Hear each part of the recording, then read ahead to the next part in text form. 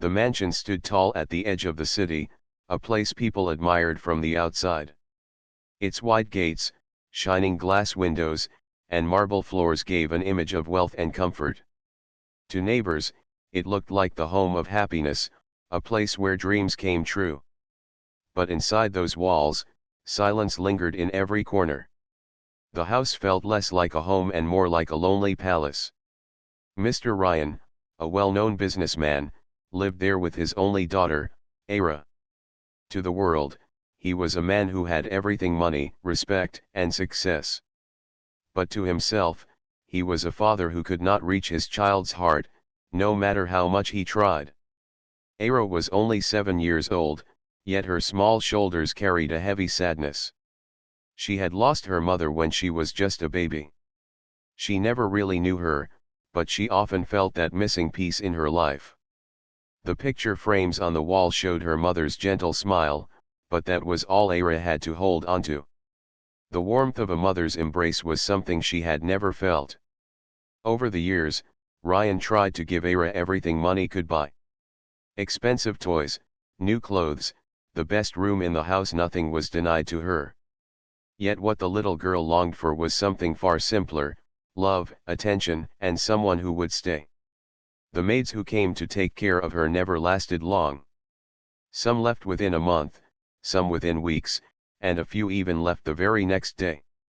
The agency sent many women, each confident that they could handle the job. But one by one, they all gave up. "She doesn't listen at all," one maid had shouted before slamming the door. "She's impossible to handle," another complained, shaking her head. "I cannot work in this house anymore," said the last one, dragging her suitcase to the waiting taxi. It wasn't that Ara was cruel. She was lonely, and loneliness often makes children act in ways adults don't understand. She refused to eat, threw tantrums, shouted at anyone who tried to comfort her, and locked herself in her room for hours. Her small voice would echo down the long hallways whenever she screamed in frustration, but her tears remained unseen. Ryan tried to talk to her. He sat by her bedside, telling her stories from his childhood, but she turned her face away. He offered to take her to the park, but she shook her head. He brought her gifts, hoping her eyes would light up, but the sparkle never came. He was a father who loved deeply, but he didn't know how to bridge the distance between them. One evening, after yet another maid walked out of the mansion, Ryan sat alone in his office. The lamp on his desk cast a soft light on the papers in front of him, but he wasn't looking at them. His hands covered his tired face. The weight of being both a father and mother was too much, and he felt like he was failing at both. "Why can't anyone understand her?" he whispered to himself. "Why can't anyone stay?" He knew his daughter was not an easy child, but he also knew she didn't deserve to be abandoned again and again. Each time a maid left, Ara's little heart broke further. And with each goodbye, she grew colder and more distant, building walls no one could climb. That night, as Ryan scrolled through the emails from the agency, he came across a new name. A young woman named Meher had agreed to take the position. Unlike the others, she had no long list of experiences. Her profile was simple, almost too plain compared to the rest. She wasn't promising miracles, she wasn't demanding a high salary, and she didn't come with strict conditions. She had only written one short line at the end of her application: "I will try my best to stay." Ryan leaned back in his chair, reading those words again and again. Something about their honesty caught his attention. He didn't expect much, but he also had no choice left. He decided to give her a chance. The next morning, as the sun painted the sky with soft colors, the mansion's iron gates opened once again. This time, it was Meher who walked in, holding a small bag and wearing a calm expression on her face. She didn't seem nervous, nor did she look overly confident. She simply looked like someone ready to listen, ready to be present.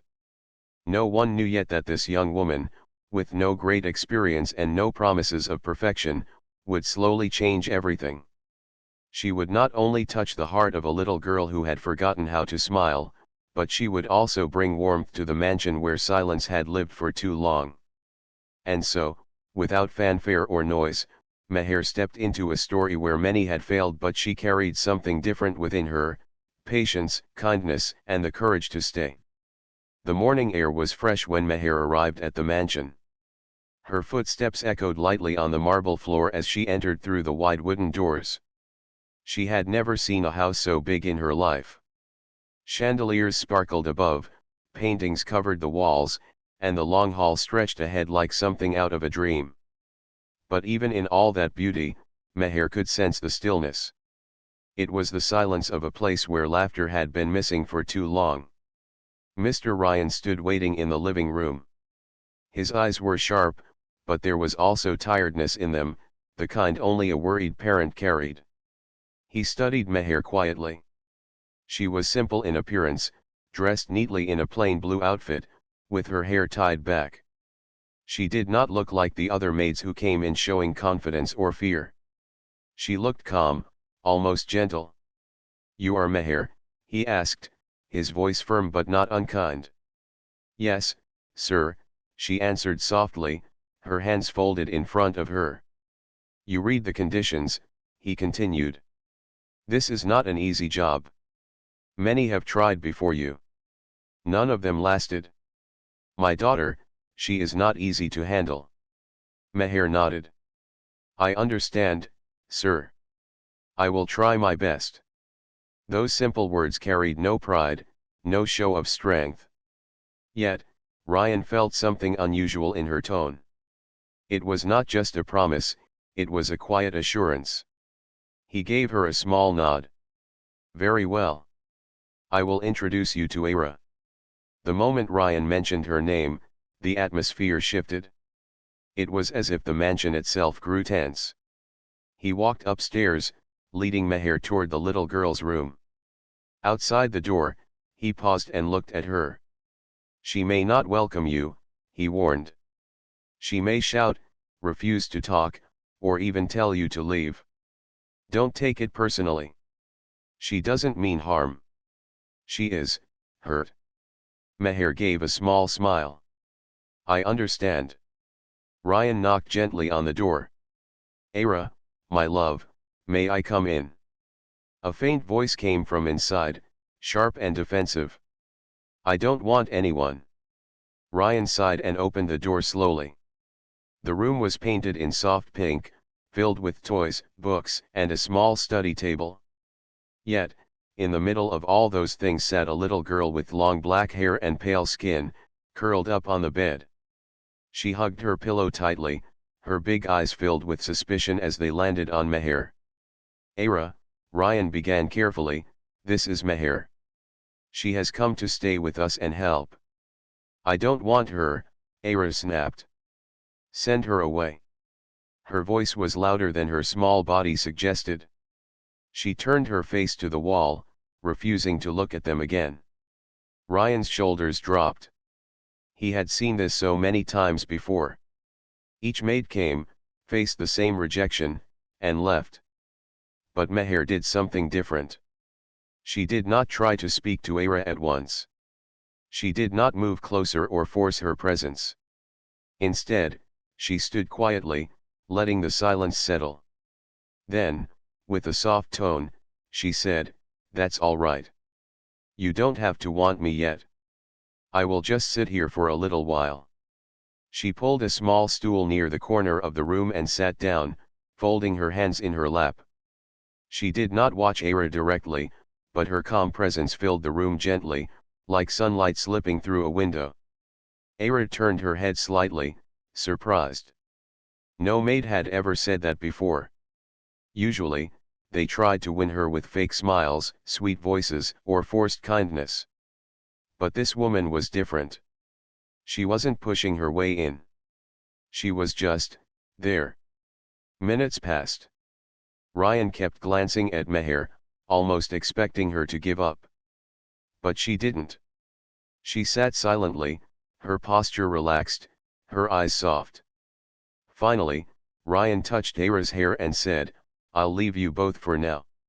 He gave Meher a searching look, as if silently asking if she was sure. She gave a small nod in return. When he left, the room grew quiet again. Ara peeked at Meher from the corner of her eye. The maid was humming softly, a tune that was neither sad nor cheerful, just gentle. Something about that sound felt safe, though Ara would never admit it. "You don't need to stay," Ara said after a while, her voice lower this time. "I'll make you leave like the others." Meher looked at her and gave a small smile. "Maybe.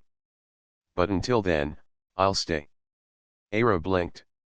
She did not know how to answer that. No one had ever spoken to her that way before, calm, simple, without fear. She turned her face away again, but her heart beat faster with confusion. That night, as Ryan checked on Ara, he noticed something unusual. She had not locked her door. Normally, she shut it tightly against everyone. But this time, it was left slightly open, as if she was unsure about sending Meher away completely. For Ryan, it was a small change. For Meher, it was the first quiet victory. And for Ara, though she didn't know it yet, it was the beginning of a bond that would slowly heal her little heart. The following days inside the mansion felt different, though the changes were almost invisible to the eye. Meher did not try to control Ara, nor did she chase her with instructions. Instead, she simply stayed close, like a quiet shadow, never demanding, never forcing, always present. On the first morning, Meher entered the dining room where breakfast was served. The long table was set beautifully, but only Ryan sat there. Ara's chair was empty, as usual. She refused to eat with anyone. "She won't come," Ryan said with a tired sigh. "She never does. Her food is always sent upstairs." Meher gave a small nod but did not argue. She carried a plate of toast and fruit herself and climbed the stairs. Outside Ara's room, she knocked softly. "I don't want it." Ara's voice called from inside. "That's fine," Meher replied calmly. "I'll just leave it here by the door. If you feel hungry, you can take it." She placed the tray carefully on the floor and walked away. Later, when she returned, the plate was empty. A faint smile touched her lips. The next day, she did the same. And the next. Ara never opened the door to take the tray in front of Meher, but every time, the food disappeared. Meher never mentioned it, never scolded, never demanded thanks. She only kept placing the plate and waiting silently. One evening, Ryan noticed. "She eats because of you," he said quietly. "She never used to touch anything." Meher shook her head gently. "She eats because she trusts little by little. Not me, but the choice I leave her with. Children need to feel they are not being forced." Ryan studied her carefully. He had seen many maids try tricks, bribes, or punishments to make Ara eat, but none succeeded. This young woman's patience was doing what none of them could. It was not just food. Meher slowly brought changes into Ara's world without breaking her walls. She would hum while folding clothes in the corner of the room, never disturbing Ara but letting the soft tune fill the air. She would water the small plants near the window, leaving the can nearby, so Ara could touch it if she wished. She never asked Ara to help, but sometimes she found the watering can moved, and the soil damp, proof that the little girl had tried quietly when no one was watching. One afternoon, as Meher was dusting the bookshelf in Ara's room, a small voice spoke behind her.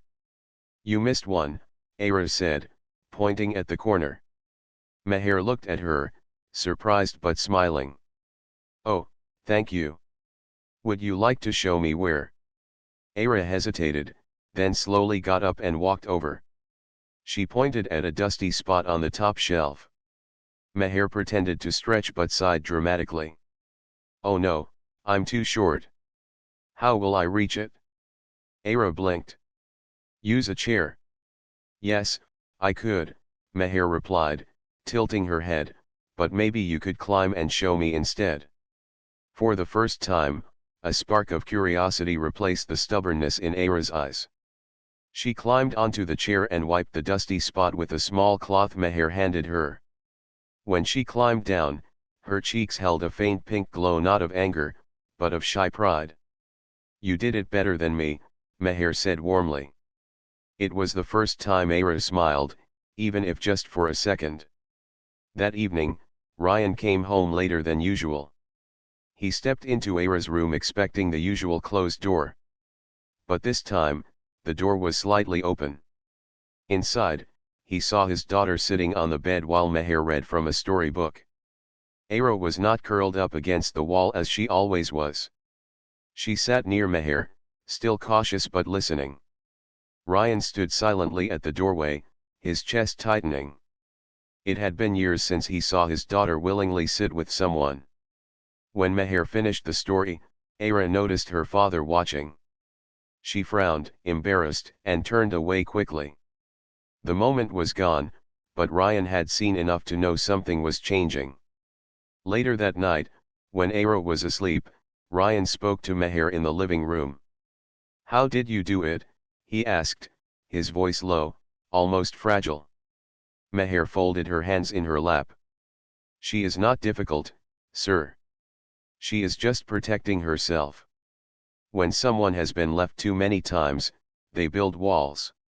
They think if they push people away first, they won't be hurt again." Ryan felt a lump in his throat. He looked away, hiding the emotion in his eyes. "She lost her mother before she even knew her. And I tried to give her everything, but maybe I forgot the most important thing: time." Meher's voice was gentle. "She doesn't need perfection. She only needs someone who stays." Those words echoed in his mind long after she left the room. The days continued, and slowly, the cracks in Era's walls began to show. She started asking small questions, pointing out little details, and even letting out tiny laughs that surprised her. Each time, Meher never reacted with too much excitement. She let the moments pass naturally, giving Era space to feel safe. The mansion, once filled with silence, now carried faint sounds of life. The clink of plates being eaten, the soft hum of songs, the sound of a child's footsteps no longer locked away. No one said it aloud, but everyone in the house could sense it.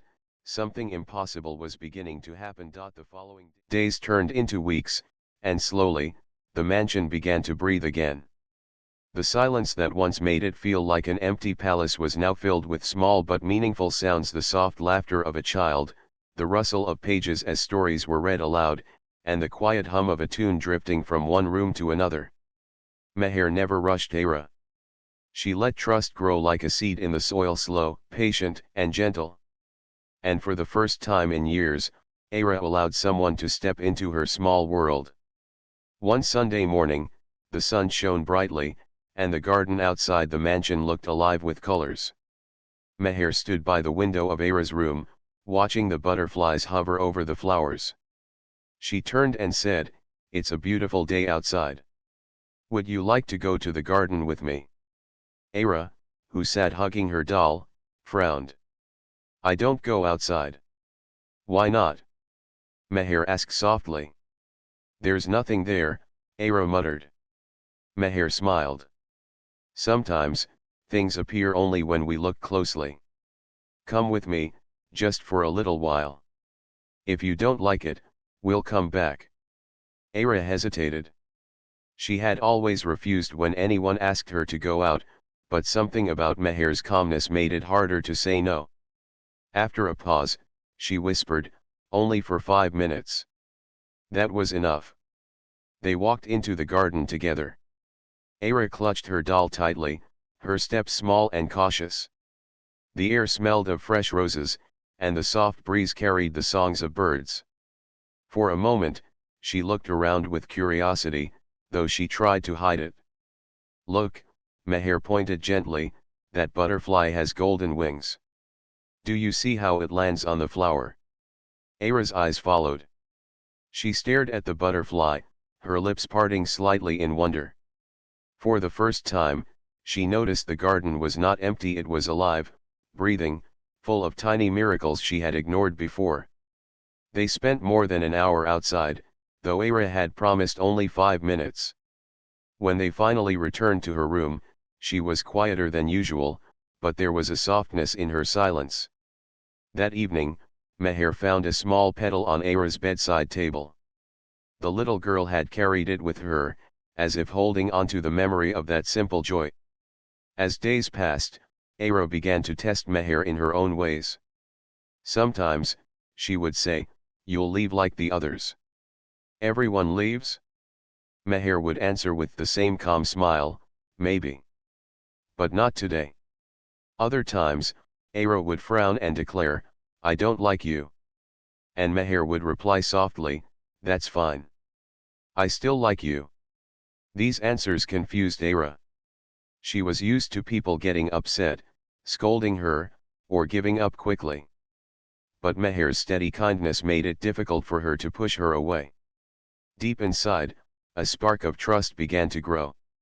One evening, when the sky outside was painted with orange and purple, Ryan returned from work. As usual, he expected to find Era in her room, but instead, he heard laughter coming from the living room. Surprised, he followed the sound. There, on the carpet, Era sat cross-legged with a set of colored pencils. Meher sat beside her, showing her how to draw a butterfly. Era's cheeks glowed with excitement, and her little hands moved quickly across the paper. "Papa, look," Era said suddenly, holding up her drawing. Ryan froze for a moment. It had been years since his daughter had shown him anything with such eagerness. His throat tightened as he knelt beside her. "It's beautiful, Era," he said, his voice warm. She beamed, and for the first time, her smile reached her eyes. Later that night, when Era had gone to bed, Ryan approached Meher. His expression carried both gratitude and amazement. "You've done what no one else could. She talks, she smiles. I almost forgot how it feels to see her happy." Meher lowered her eyes modestly. "She only needed someone to wait with her. She is braver than she knows." Ryan's heart filled with both relief and guilt. He realized how often he had drowned himself in work, thinking money could fill the emptiness in his daughter's life. But watching Meher and Era together, he understood what Era had needed all along was not luxury, but love and presence. One rainy afternoon, Era surprised Meher in a way that touched her deeply. As thunder rumbled in the distance, Era quietly slipped her hand into Meher's while they sat by the window. She didn't say anything, but her small fingers tightened around Meher's hand as if she was afraid the world outside might take her away too. Meher looked down, her eyes softening. She didn't speak, she didn't move.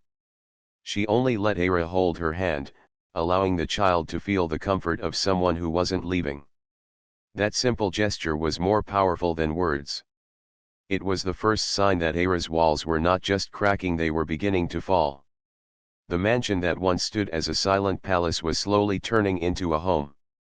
Era was still cautious, still afraid, but her heart was opening, piece by piece. And Meher, with her quiet patience, was there at every step. What no one realized yet was that this journey of healing would not only change Era but also transform the lives of those around her, especially her father. The impossible was no longer a dream. It was happening quietly, gently, and beautifully. The days in the mansion had begun to follow a new rhythm. Where once the halls had echoed with silence, they now carried the sound of soft laughter, the shuffle of small feet, and the warmth of simple conversations. Era was changing, slowly but surely. She still guarded her heart, but cracks in her walls allowed light to slip through. One morning, Meher found Era sitting on the floor of her room, surrounded by dolls. She was arranging them carefully, as if setting up a small family. When Meher entered, Era looked up with a frown. "They're not listening," she said firmly, pointing at the dolls. "This one doesn't want to sit. This one keeps falling." Meher smiled and knelt beside her. "Sometimes even dolls don't behave." but maybe they just need someone patient to guide them. Ara tilted her head, thinking about her words. Slowly, she handed one of the dolls to Meher. You take this one. Maybe it will listen to you. It was the first time Ara had shared her play. For Meher, it was a quiet victory, but she didn't show too much excitement. She only nodded and began arranging the doll with care. Ara watched closely, her little eyes filled with curiosity. Later that week, Ryan returned home earlier than usual. To his surprise, Ara ran into the hallway to greet him. She didn't hug him, she wasn't ready yet, but she showed him a small drawing she had made with Meher. Look, Papa, she said, her voice softer than before but steady. It's our house, and us. Ryan took the paper in his hands. His throat tightened as he looked at the simple sketch. There were 3 figures, a tall man, a little girl, and beside them, a woman with long hair. Meher. For a moment, Ryan couldn't speak. His eyes met Meher's across the room, and she lowered hers, unsure what he was thinking. But inside, his heart swelled with gratitude. For the first time in years, Ara had drawn herself as part of a family. The bond between Ara and Meher grew stronger with each passing day. But with that bond came new storms of feelings Ara didn't know how to handle. One evening, as the sun dipped behind the horizon, Ara sat on the edge of her bed, her eyes clouded with confusion. Meher noticed immediately. What troubles you, little one? She asked gently. Ara hugged her doll tightly. You'll leave too, won't you? She whispered. Meher's heart ached at the question. She sat beside her, brushing a strand of hair from Ara's face. Why do you think so? Everyone leaves, Ara said, her voice trembling. Mama left, the maids left, even when I tried to be good, they left. You'll go too. I know it. Tears welled in her eyes, and her small shoulders shook. It was the storm she had carried for years, finally breaking free. Meher pulled her gently into her arms. I cannot promise the future, Ara. But I can promise you this: I will not leave today, or tomorrow. I will stay as long as I can. And when I am here, I am truly here, just for you. Ara buried her face in Meher's shoulder, letting the tears flow. For the first time, she allowed herself to cry in someone's arms. It was not the cry of anger or stubbornness, but of a child finally letting go of her fear. Ryan stood silently outside the door, having heard the words. His chest tightened with both sorrow and relief. He realized how deeply Ara had been carrying her loneliness, how much pain she had hidden behind her walls. And he realized, too, how much Meher had done not through grand gestures, but through simple presence. That night, after Ara had fallen asleep, Ryan met Meher in the living room. His voice was quiet but filled with gratitude. You've given her something I could not, he admitted. You've given her hope again. Meher shook her head gently. I only gave her time. What she really needed was someone to listen and stay. For a long moment, silence hung between them. Then Ryan said softly, thank you, for staying. The next day, Ara surprised everyone once again. During breakfast, she walked into the dining room on her own. She had never joined meals downstairs before. She climbed onto the chair next to Meher and began eating quietly. Ryan watched, unable to hide his astonishment. His daughter had always refused the dining table, claiming she hated it. But now, she sat there calmly, as if it was the most natural thing. When she noticed his stare, Ara frowned. What? I'm hungry, she said, trying to hide her shyness. Ryan laughed softly, a sound that hadn't escaped his lips in a long time. It filled the dining room with warmth. For the first time, the mansion's table held not just food but the feeling of family. Still, the journey was not complete. Ara had begun to open her heart, but trust is fragile, and wounds from the past do not heal overnight. The storm inside her was calming, but sometimes, clouds still gathered.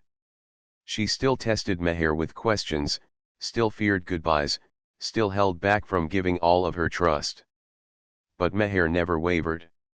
With each passing day, she proved her words true. She stayed. And slowly, the impossible dream of seeing Ara happy was becoming a reality. The mansion that once echoed with emptiness was now alive. Yet, neither Ryan nor Meher knew how much this bond would shape not only Ara's future but also their own lives in ways they could not yet imagine. Winter came softly to the city, painting the mornings with mist and covering the garden with dew. Inside the mansion, the air felt warmer than it had in years. For the first time, the house echoed with something rare: life. Ara now spent more time outside her room. She joined Meher in small tasks, followed her into the kitchen, and even helped arrange flowers in the living room. Each step was small, but to Ryan, they felt like miracles. He often paused in the middle of his work just to watch his daughter move around the house, no longer locked away in silence. One evening, Ara surprised him again. She entered his study carrying a book in her hands.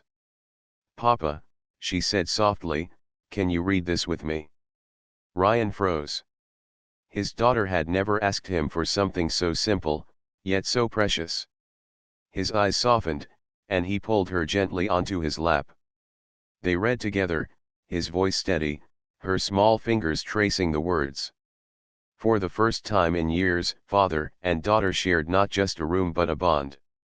From the corner, Meher watched quietly. She didn't interrupt. She only smiled, her heart swelling at the sight she had waited to see. As days passed, Ryan began to notice something else. Ara no longer smiled only at him, she smiled at Meher too.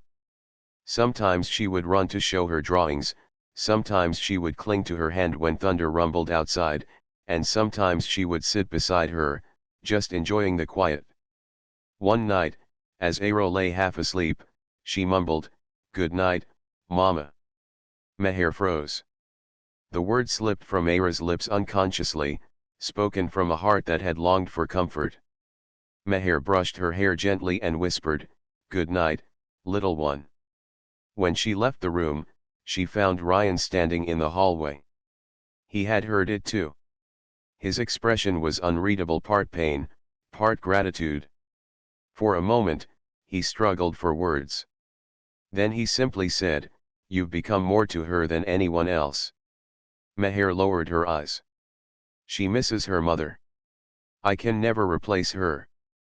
But if I can give her even a little of the love she longs for, I will." Ryan nodded slowly, his throat tight. He wanted to say more, but words failed. Instead, he silently promised himself to treasure the woman who had brought light back into his daughter's world. But not every day was easy. One morning, Ara woke up upset. She refused to eat, refused to talk, and shut herself in her room. When Meher knocked, Ara shouted, "Go away. I don't need anyone." Meher didn't leave. She sat outside the door, her voice calm. "That's all right. I'll just wait here.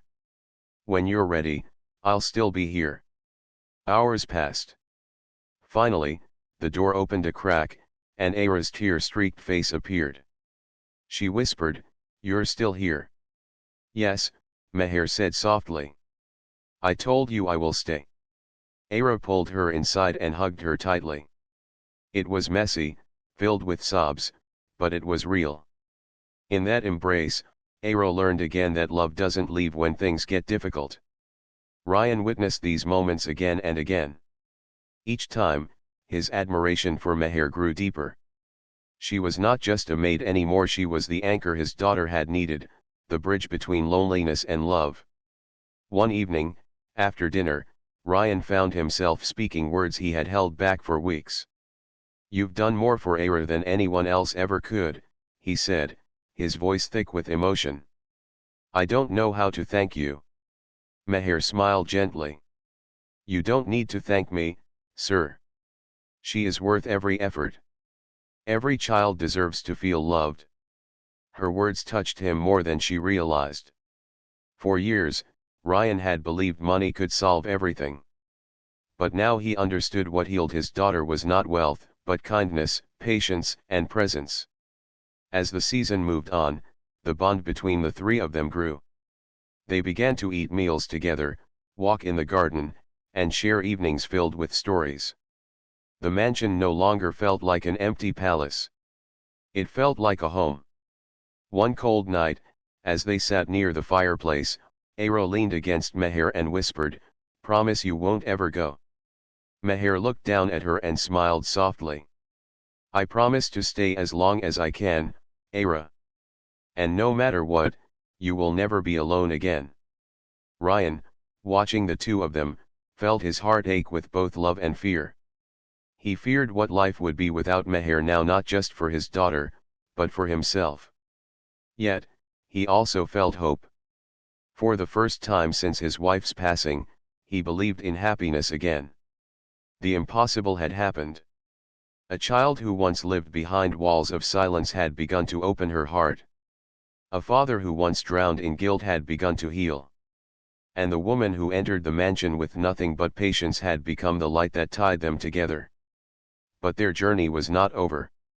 Life still held challenges, and the question of the future still lingered. Would this fragile new family remain whole? Or would fate test them again? Only time would tell. The days of winter slowly melted into spring. Flowers began to bloom again in the garden, and the air grew softer, carrying with it the scent of new beginnings. Inside the mansion, life also carried a gentler rhythm. For the first time in many years, there was laughter, warmth, and a sense of belonging. But sometimes, even in the brightest days, shadows appeared. One morning, Ryan received a call that left him shaken. It was from the agency that had hired Meher. They informed him that another wealthy family wanted to employ her. They had heard of her patience, her kindness, and the way she had changed Aera's life. They were offering her more money, a bigger house, and an easier life. Ryan's heart grew heavy. The thought of losing Meher was unbearable, not just for himself but for his daughter. He couldn't imagine Aera's face if she woke up one day to find Meher gone. That evening, as Aera slept, Ryan approached Meher in the kitchen. His voice was quiet, almost trembling. "They want to take you away, don't they?" Meher looked down at her hands. She had already received the call too. "Yes," she admitted softly. "But I haven't given them an answer." Ryan's chest tightened. "And, what do you want to do?" Meher thought for a long moment before replying. "I came here as a maid, but I found more than a job. I found a child who trusts me, and a home that feels alive. Money is important, but hearts are more important. I cannot leave Aera when she needs me most." Her words made Ryan's eyes sting. Relief washed through him like a tide, but more than relief, it was admiration. Meher was not bound by wealth or promises of luxury. She was bound by love and responsibility. The next day, Ryan decided to speak openly with his daughter. He sat Aera down in the garden, where she was playing with her dolls. "Aera," he said gently, "do you know how lucky we are to have Meher with us?" Aera nodded quickly. "Yes, Papa. She makes everything better." "And what if one day she had to go somewhere else?" Ryan asked carefully. Aera froze. Her small hands gripped the doll tighter. "No," she whispered. "She can't go. She promised me." Tears welled in her eyes, and before Ryan could comfort her, Meher came forward. She knelt down and held Aera's hands. "Listen to me, Aera. I am not leaving you. No matter what anyone offers me, I will stay with you. You are my family now." Aera threw her arms around her and sobbed into her shoulder. The fear in her heart slowly eased with Meher's steady embrace. For the first time in her young life, she believed in a promise that wouldn't break. From then on, the bond between them deepened even more. They shared meals not as employer and maid, but as family. They took walks together, watched the sunset from the balcony, and filled the halls with laughter. The mansion, once a place of silence and emptiness, became a home of warmth and love. But Ryan's heart carried another truth, a truth he had tried to hide even from himself. He had begun to see Meher not just as his daughter's savior, but as the woman who had healed the broken pieces of his own soul. Late one night, as the three of them sat near the fireplace, Ara dozed off in Meher's lap. Ryan looked at the scene quietly. The little girl who once never smiled was now peacefully asleep, her face soft and content. And beside her sat the woman who had made it possible. "Meher," Ryan said softly, "you've given me back my daughter. And you've given me hope I thought I lost forever." Meher's eyes met his, uncertain but calm. "I only did what anyone with love in their heart would do." "No," Ryan said firmly. "You did what no one else could." Their eyes lingered on each other in the glow of the firelight. No words were spoken after that, but something unspoken passed between them, a promise, a recognition of what they had become to one another. The seasons kept changing. Ara grew stronger, braver, and happier. She went to school with confidence, knowing that both her father and Meher would be waiting when she came home. She no longer feared being left alone. And every night, before she slept, she whispered the same words. "Good night, Mama. Good night, Papa." Ryan's eyes always filled with tears, but they were no longer tears of pain. They were tears of gratitude.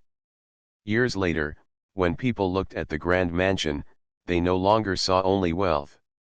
They saw a place filled with life, where a little girl had been healed, a father had been restored, and a maid had become more than anyone could have imagined.